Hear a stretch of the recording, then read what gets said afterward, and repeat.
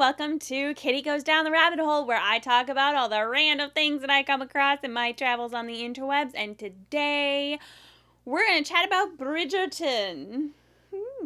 So Bridgerton is a Netflix series based off of the novels by Julia Quinn. Now, full disclosure, I love period dramas, and I love period dramas, especially that are set in the Regency era. So I have a certain set of expectations when it comes to Regency era dramas, but I am not a purist either, so that's nice. I am not one of those people that is educated enough to see something and say that's not historically accurate. If it looks generally in that time period, I'm down with it. So something that pulled me in and got me intrigued was the casting. It kind of reminded me of like this Cinderella with Brandy and a show, I think it was Star-Crossed. I think it was called Star-Crossed, I believe. And it was like Romeo and Juliet, but the aftermath of Romeo and Juliet. And that had, I would say, like colorblind casting. So it was interesting to see that element of different like people of color were going to be coming in, and I was like, yes. So that was intriguing. I really can't talk about much else without spoiling it. So if you haven't seen it, check it out. I overall really loved it, and I thought it was cool. There were some issues with it that I'll get into, but I have to spoil it. So if you haven't seen it, check it out and then come on back. Okay, now moving on. So first off, let's start with the positives. So what I really liked, I loved the acting so much. Everybody just had a presence that filled up the frame. It was just wonderful. Even characters who don't say anything had presence. It just like fully immersed you in the world. I don't know. I loved it. I thought it was very well done. I really appreciated the Lady Whistledown narration. Liked it. I thought that added a lot. If I could have Julie Andrews narrate my life, I would. Another thing I loved, costumes. Okay, I know they weren't 100% perfect historical accuracy. Oh, but they were so pretty. The colors were so bright, vibrant. The color schemes of the family, like how each family had their own like color scheme, just the overall color saturation of the whole show. Everything seemed just so vibrant, so beautiful. It is a joy to the eyes. So like my standout favorite characters, as much as I loved everybody's acting and all of their portrayals and all of that, Queen Charlotte is like one of my top favorite characters. I loved her. Not just because she was sassy AF. She pulled off one of the most like punch me personally in the gut moments. There is such a brief scene between her and the king, and the whole series she is basically, they ask her about the king, or they say it's about the king, and she goes, oh, is he dead? Has he died? And it's almost like she's cold and she doesn't care. And this whole show they're talking about how, you know, apparently the king and queen's love cured racism. We will get there. But then she's like kind of almost like cold and unfeeling. And then when you get to the scene with her and the king and you realize, oh, he has like something like Alzheimer's or dementia where he isn't always lucid, he isn't himself. And having that happen in my own family, that scene was, that put her in like top of my favorite characters because of how she conveyed how much she loved him in that one scene and how much heartbreak she had, but she still had to be the queen. But you saw it underneath. I don't know if it was me like projecting, like because of my own personal experiences and my family's experiences. I don't know if I was projecting that on her, but like I saw that. I saw it in her eyes. I don't know. Anyway, so good. And Queen Charlotte, like the other two favorites of mine, they're almost like the omnipresent, like, oh, like they know almost everything that's going on. Somehow they have a hand in everything. Like the next character on my list is Penelope. I like Penelope a lot. The duality of her character I found very interesting.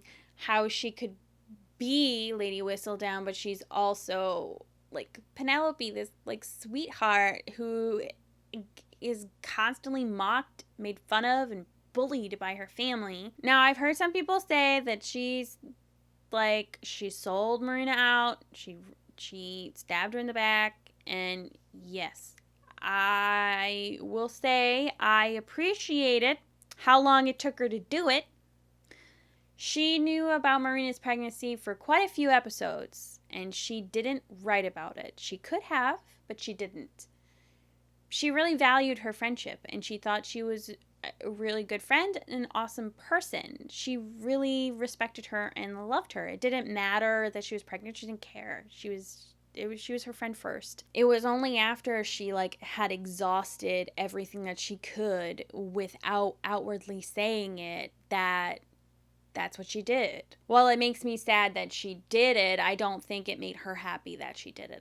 I don't think she took any pleasure in messing with Marina at all. I don't think she took pleasure in exposing her. I don't think so. I think she took pleasure in her, like, the downfall of her own family, but I don't think she took pleasure in, like, the downfall of Marina.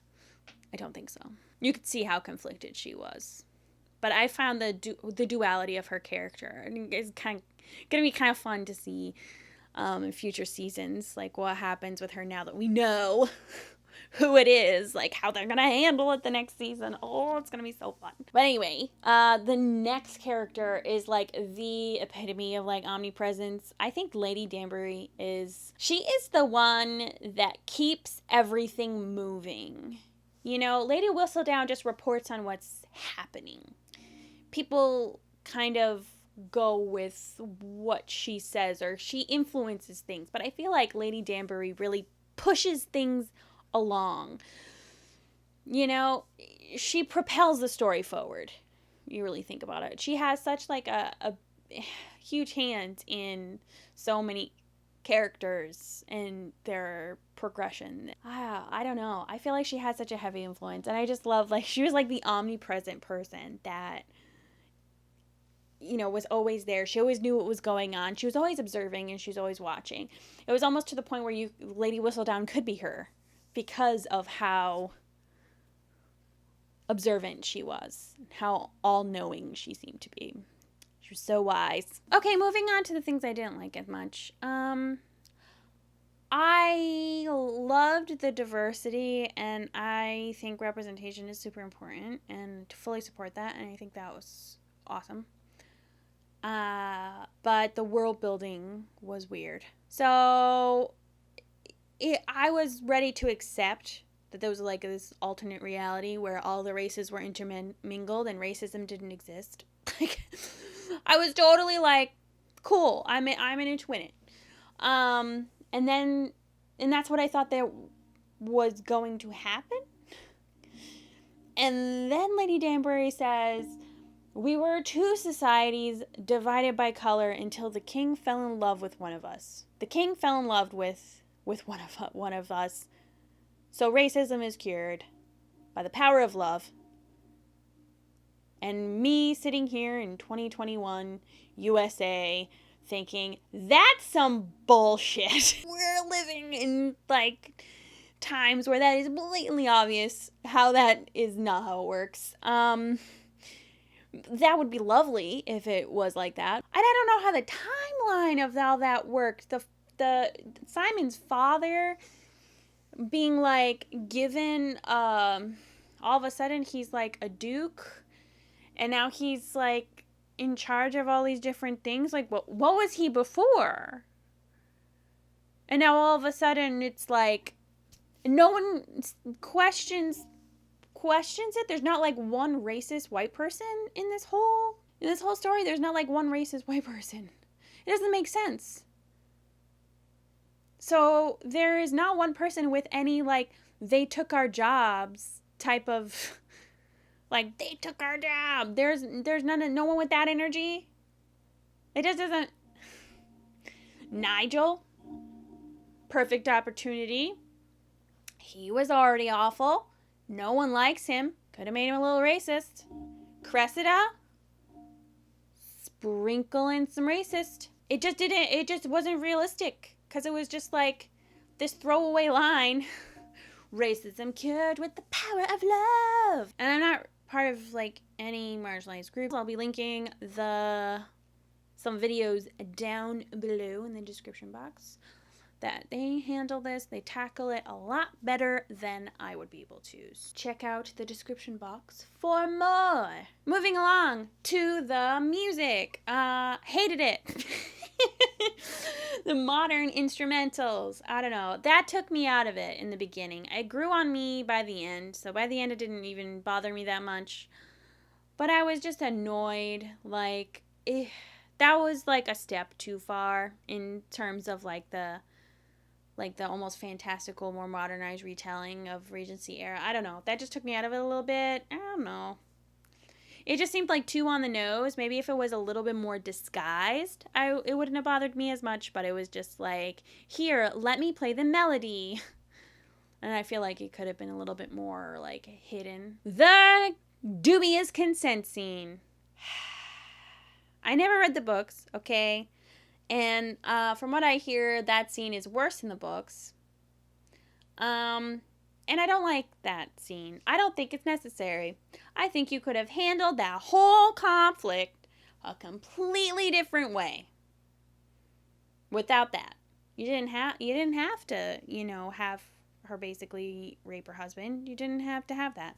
And the whole it made me really hate Daphne because it was like, and even afterwards, she's like, you betrayed me in the marriage bed. And I'm like, no, you did that. I don't know. It made me, she was so bratty in that moment where she was like, how dare you lie to me? Right after she essentially raped her husband. It was so frustrating. He's so mad. Oh. It made me hate her.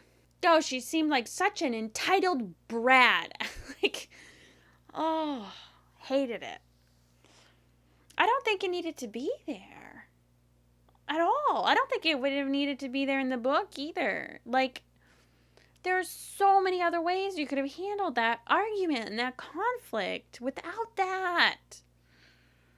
It's traumatizing to read it when you've been in a situation like that, but when you think about all of the stigma that surrounds male victims, it gets even more frustrating. When we were going through our Me Too stories, sharing our stories, and if a man shared his story, I saw people saying, this isn't your time, this is our time.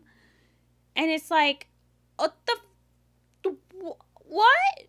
So to me, it's just keeps furthering that stigma. I didn't like it. It's traumatizing to watch, and it's really frustrating to watch no consequences. She gets exactly what she wants in the end, and everyone's happy, and it just makes me angry. So that is basically how I felt about Bridgerton. That's basically all I really wanted to talk about. I'm sure there's probably more I could say. But yeah, overall, I really liked it. And I found it enjoyable to watch, except for that one scene. But apart from that, I really liked it. I like all the characters. And I'm really excited to see the next season and to see this world expand. I think there's some good foundation, there's some good work, and I building upon that and building it upon this world, expanding this world. I'm really kind of excited to see it. So yeah, if you want to check it out, or if you have checked it out, let me know in the comments down below what you thought about it. And I appreciate you all hanging out with me and listening to me ramble and rant. Um, and until next time, if you like my content, like, share, subscribe. YouTubey things that help YouTubey people. And I will see you all in the next one. I love you guys. Bye.